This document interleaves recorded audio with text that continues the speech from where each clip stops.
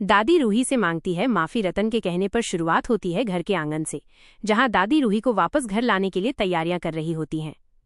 दादी का दिल मानो टूट चुका है, लेकिन फिर भी उन्हें यकीन है कि अगर वो रूही से दिल से माफी मांग ले तो शायद रूही नाहर को लेकर घर लौट आए।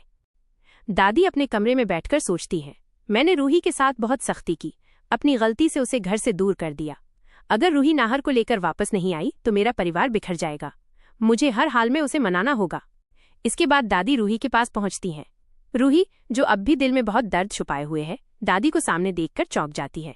वो ठंडी आवाज में कहती है, अब क्यों आई हैं आप मेरे पास? जब मुझे आपकी जरूरत थी तब आपने मुझे अपमानित कर घर से निकाल दिया था। दादी की आंखों से आंसू बह निकलते हैं। वह रूही का हाथ पकड़ते हुए कहती हैं, रूही, मुझसे गलती हो गई। मैं अपनी सोच और गुस्से में तुम्हारा दर्द समझ ही नहीं पाई। मुझे माफ कर दो। परिवार को जोड़कर रखने की जगह मैंने ही तुम्हें दूर कर दिया।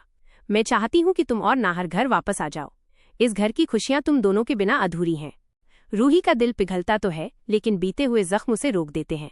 वो जवाब देती है, दादी, आपकी बातें सुनकर अच्छा लग रहा है, लेकिन मुझे डर है कि फिर से वही सब न हो। नाहर की खुशी मेरे लिए सबसे बड़ी है। अगर वो घर आना चाहेगा तो मैं उसे रोकूंगी नहीं, लेकिन सिर्फ आपकी माफी से मेरे मन का दर्द मिट नहीं सकता। दादी हिम्मत नहीं हारती। वो रूही के सामने हाथ जोड़कर कहती हैं, रूही, तुम्हारे बिना नाहर अधूरा है और इस घर की रौनक भी। मुझसे जितनी सजा लेनी हो लो, लेकिन इस घर को खाली मत रखो। मुझे तुम्हारी बहुत जरूरत है।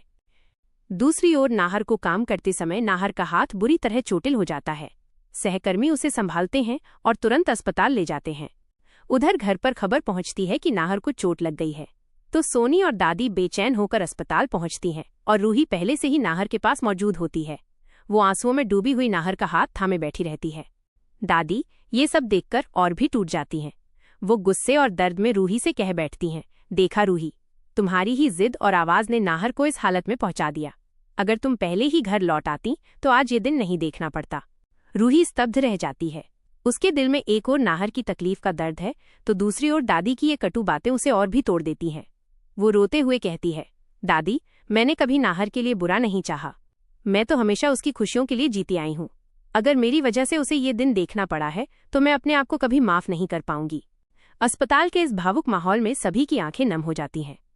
दादी भी अपनी गलती समझने लगती हैं कि गुस्से में उन्होंने फिर से रूही का दिल दुखा दिया।